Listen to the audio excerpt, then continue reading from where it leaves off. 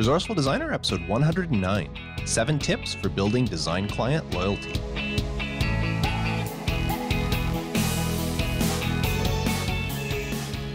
Welcome to the Resourceful Designer podcast, offering solutions to streamline your graphic and web design business so you can get back to designing.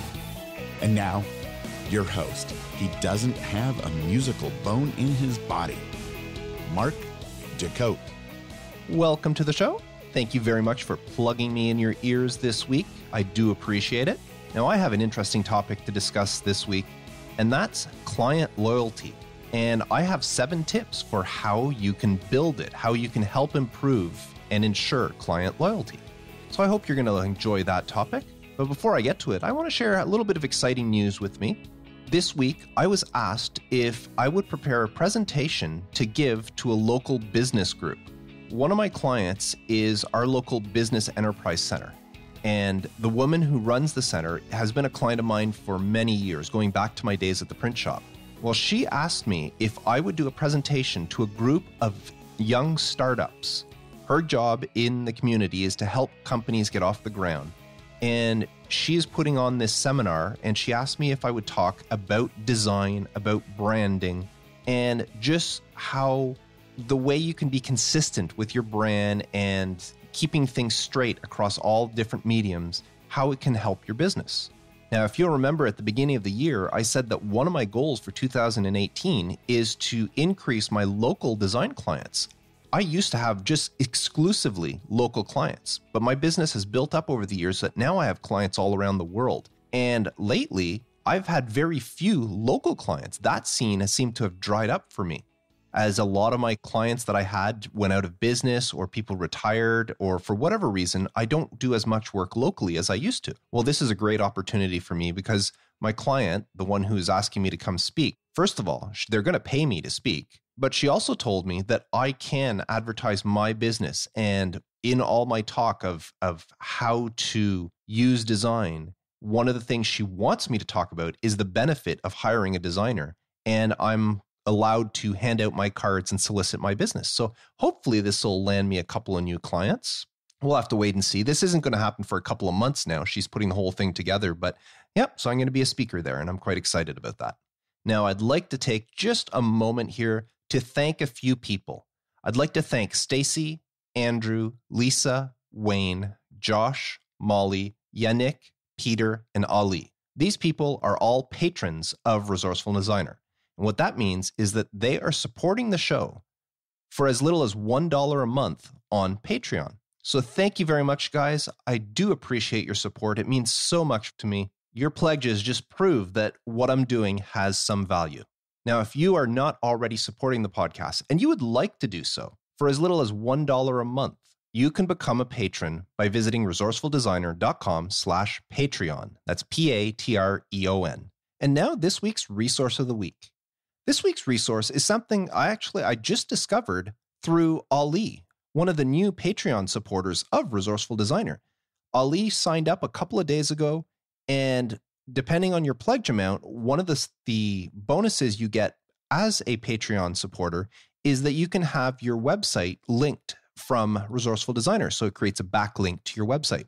Well, Ali sent me his logo and his website, and I went to check out his website, and this is an awesome service he offers. It's a free website review and SEO audit. So what you do is on the site, you type in your URL to your website or whatever website you want to, run it, and it'll go through and give you an in-depth website analysis so you can learn how to improve your website rankings and online visibility through SEO, social media, usability, and so much more. Basically, you track and you fix your website's weaknesses. And it has a ton of features. It goes through an overview, and then it talks about SEO, usability. It compares it on desktop and on mobile and gives you different rankings. It looks at the technology you're using. It looks at social media and all sorts of stuff. It looks at links, and it gives you a rating on all these different pieces, and it tells you which ones should be improved on and which ones you're doing good at. So I ran Resourceful Designer through it, and I got some really good insight. Actually, a few things I noticed, that were wrong with Resourceful Designer. I've been doing websites for years, and yet there's a few things that I had missed. Can you believe on my homepage, I didn't have an H1 tag? I don't know what's up with that. I know the value of H1, but for some reason, my main title was an H2 tag, and it caught that. So I went in and fixed that. There was also one image on the site that didn't have an alt tag to it. So I went in and fixed that. So little things like that. And it gives you a little bit of a ranking on how difficult it will be to fix those. It's like a 1, 2, or 3 star type thing where 1 star is very easy to remedy and 3 stars is going to require some work and some effort in order to remedy the issue. But it really gives you a lot of information for a free report. And I've immediately bookmarked this to use it in the future. Now, the other thing you can do with this is imagine you're going to visit a new client, a web client, and you create one of these reports. And the thing is, on here, you can actually download the report. You print this off and you show it when you go visit a new client and say, here, I've did an analysis of your current website. Here's all the places where it's lacking and needs improvement and things that I can help you with. This is a great selling tool for that sort of thing. Or say you're competing against some local designers in your area. You want to get some more local work, and you know that there's some other designers, their websites are ranking higher than you. You can run their websites through this and find out what they're doing right in order for you to improve your website. You can see what sort of keywords they're ranking for and all the different things that they've got on their website that maybe you don't have. So you can do an analysis on your competition, or if you want to do this for your client, you can run an analysis on your client's competitions as part of your research for web design and find out what the competition is doing well on their websites and make sure you incorporate that into your client's websites. So what a great resource. This is something, as I said, I didn't know about this, but Ali pledged, became a patron of Resourceful Designer.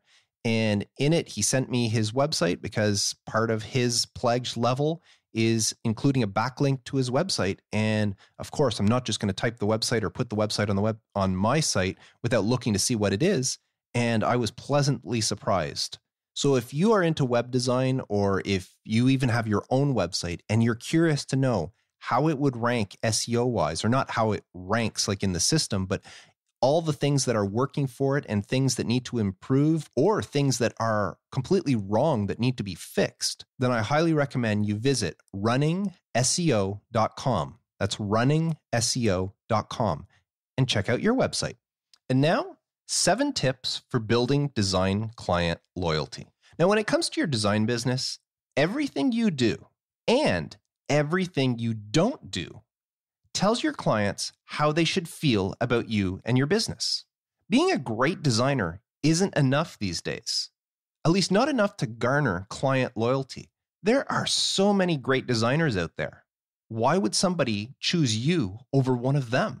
What makes things even worse is today's market, the way they have all these inexpensive websites out there with design options available to clients really quickly. You know, sites like Fiverr and 99 Design or Design Crowd.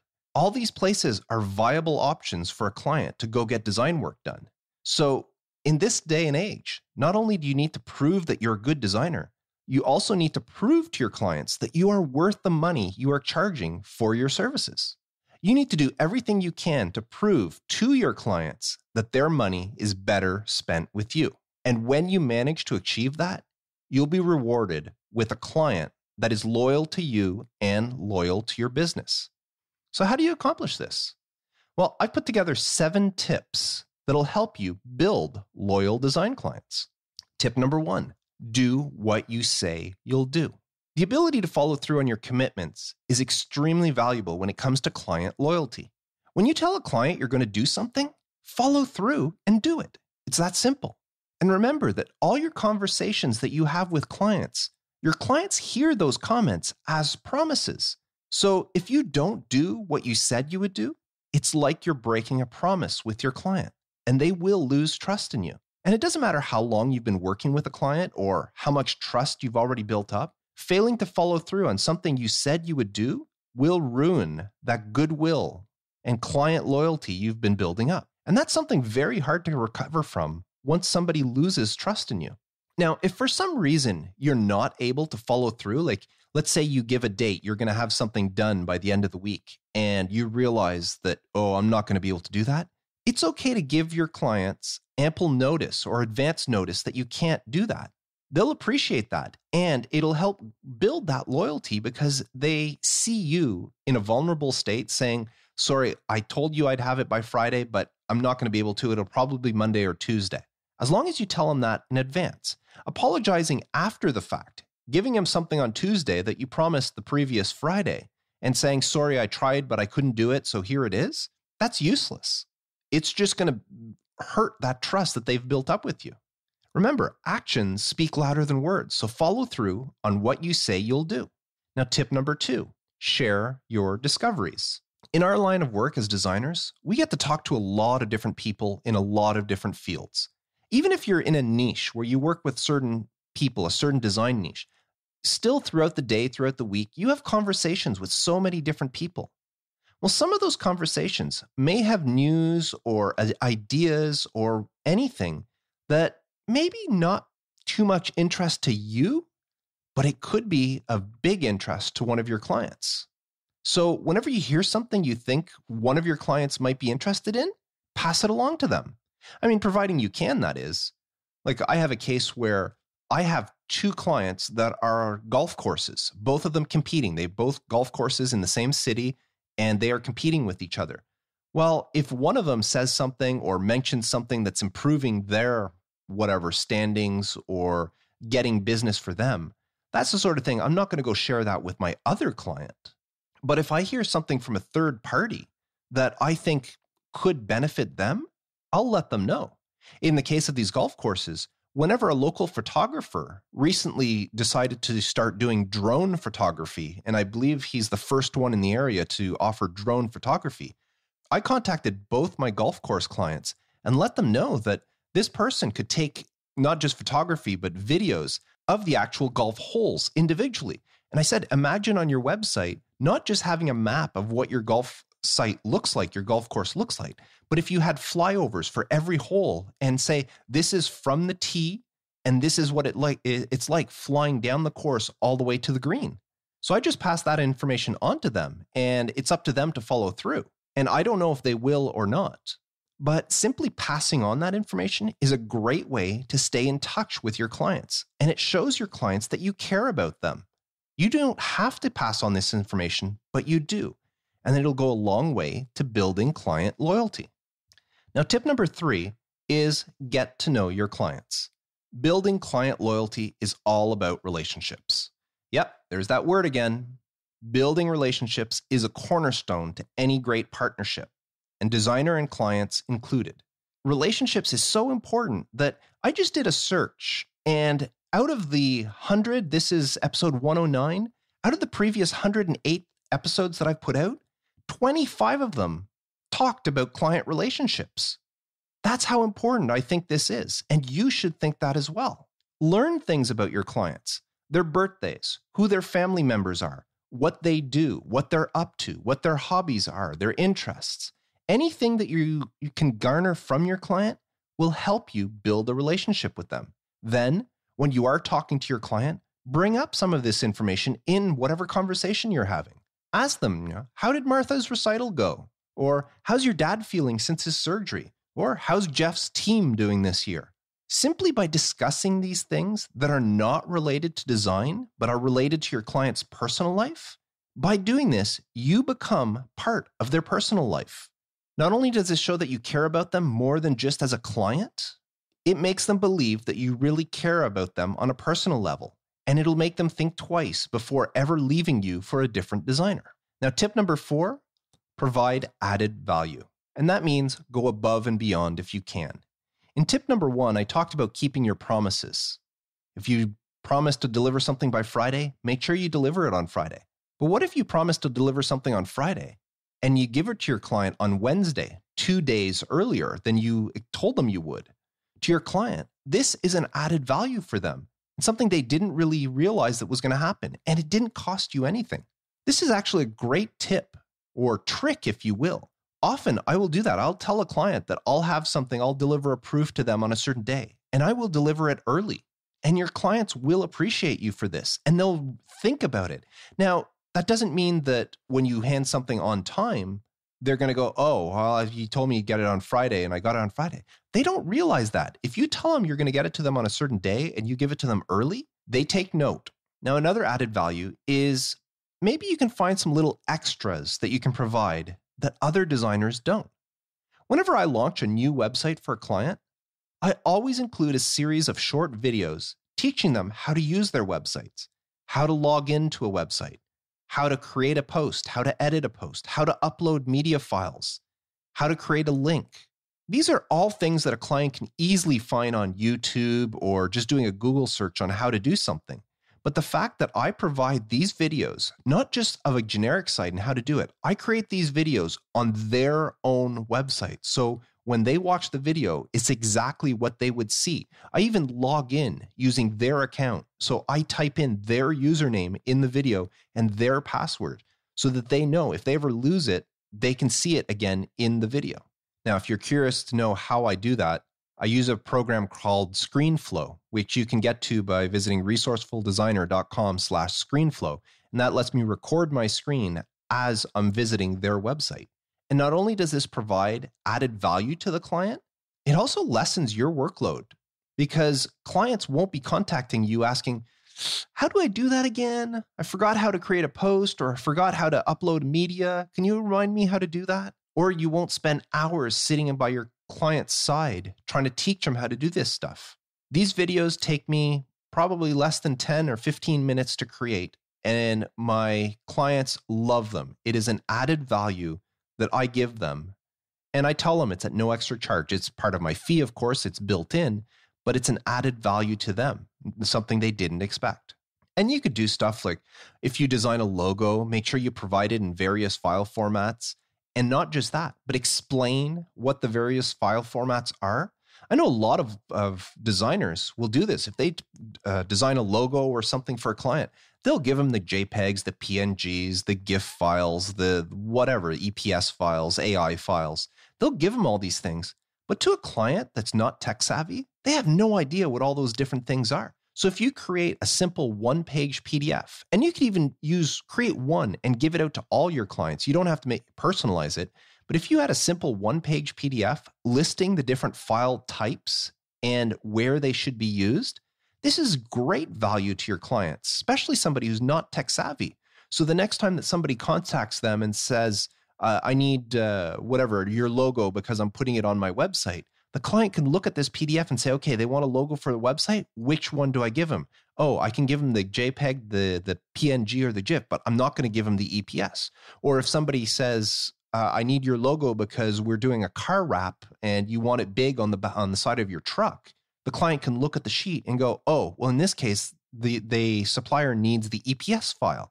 So a simple one-page PDF that you give out to all your clients that shows what the different file formats are is a huge value to them. And really, it didn't cost you anything.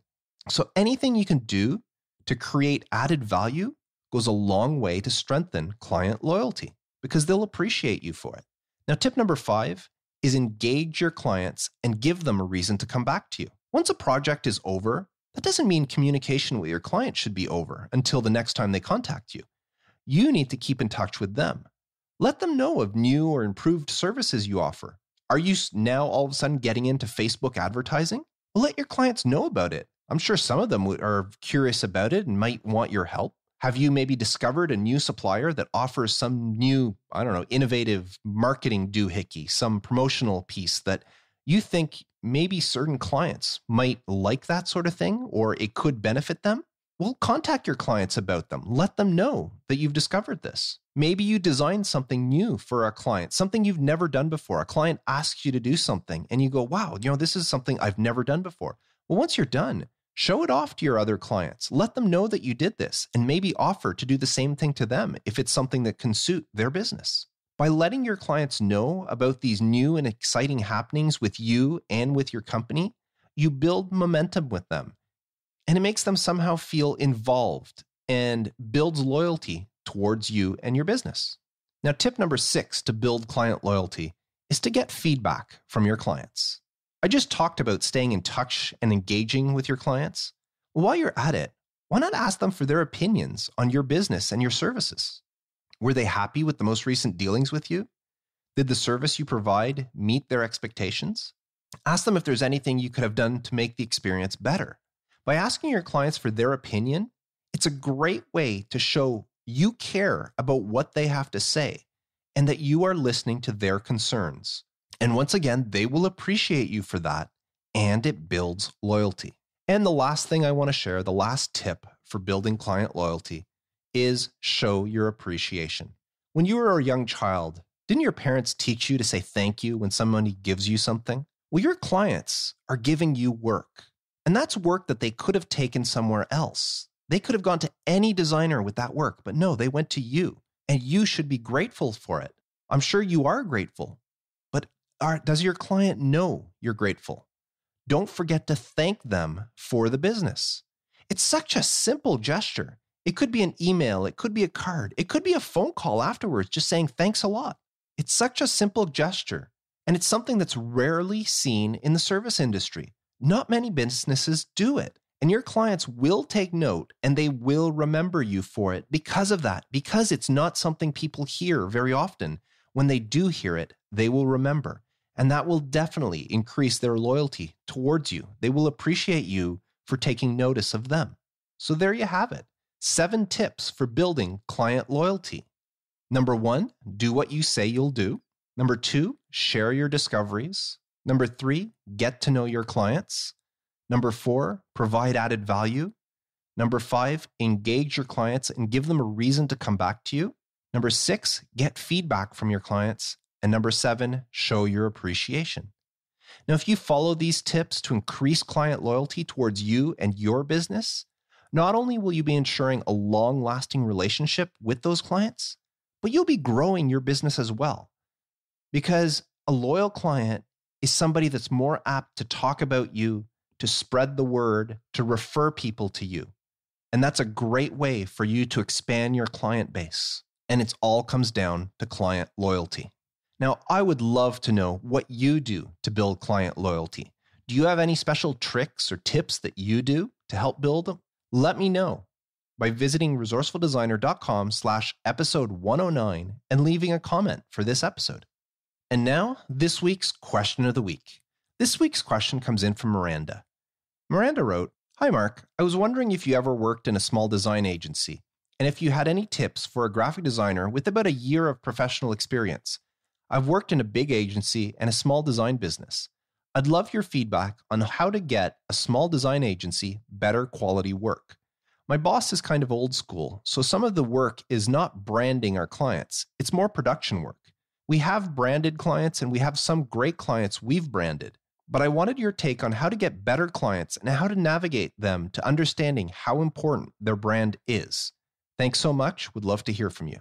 Well, thank you very much for the question, Miranda. Now, I've never worked in a design agency per se, but when I did work at the print shop, it was a design department, and we weren't just designing something for the print shop. The print shop, like the managers, did want us to design more stuff for printing because in their minds, if the presses weren't running, the shop was losing money. But we had a lot of clients that weren't actually getting stuff printing. So we were kind of a design studio within a print shop that somebody can hire. And I say it's a studio because at one point we were 6 designers. I know when I left, we were 4 designers. Whenever I was leaving, we had a couple had left and we hadn't replaced them. But anyways, so it's a small agency. Anyways, your question on how to get people to understand the importance of their brand and to just get new clients into the agency. Well, I can tell you that one of my jobs there was building up clients or advertising in order to build up business, drum up business.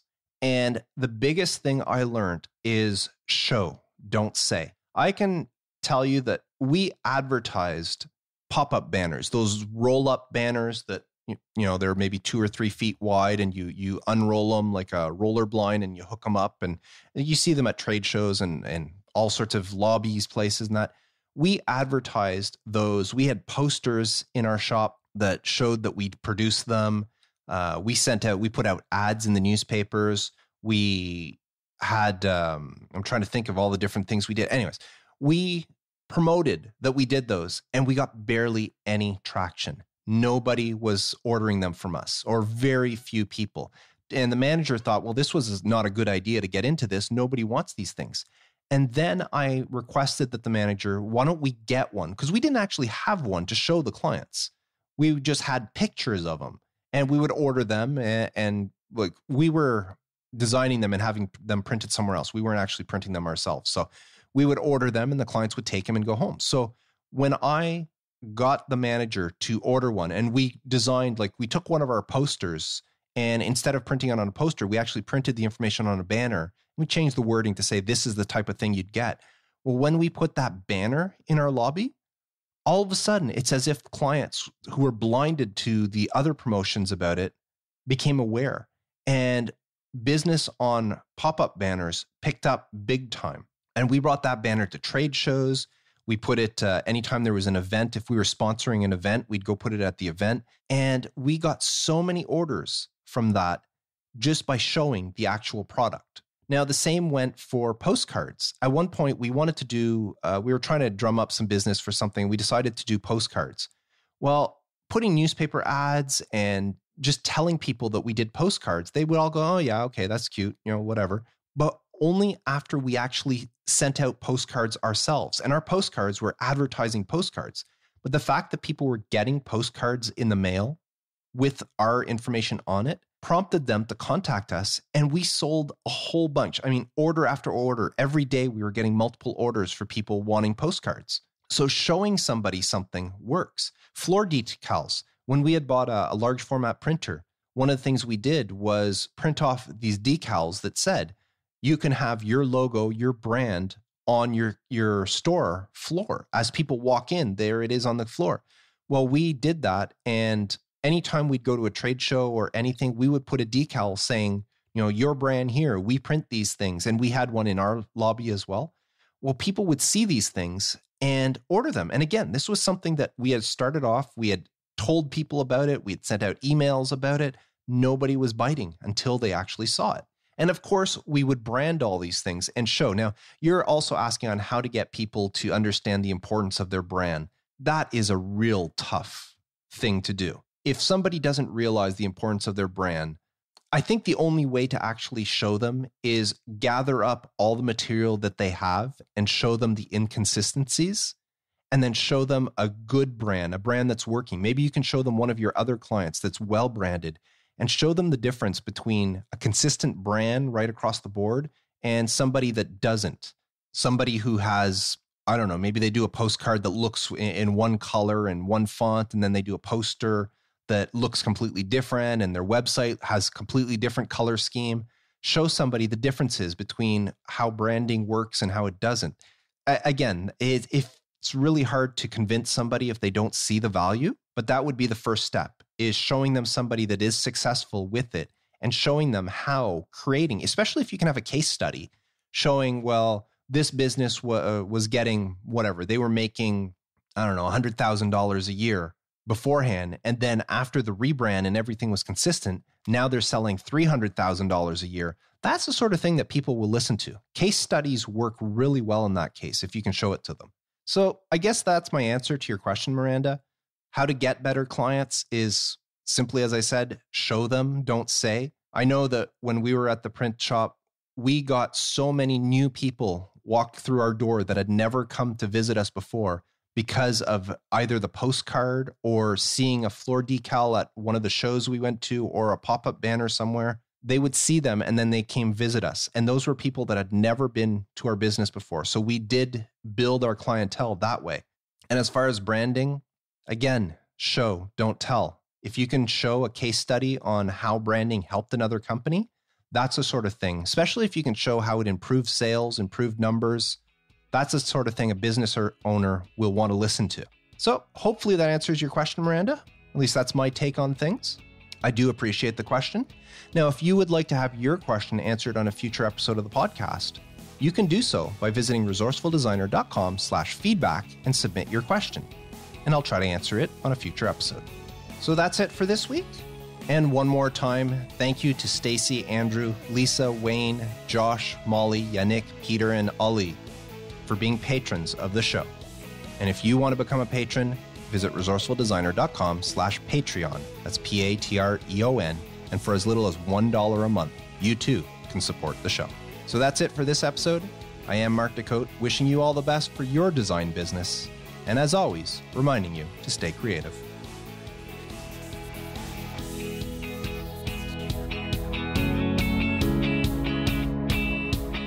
Thanks for listening to the Resourceful Designer podcast at resourcefuldesigner.com.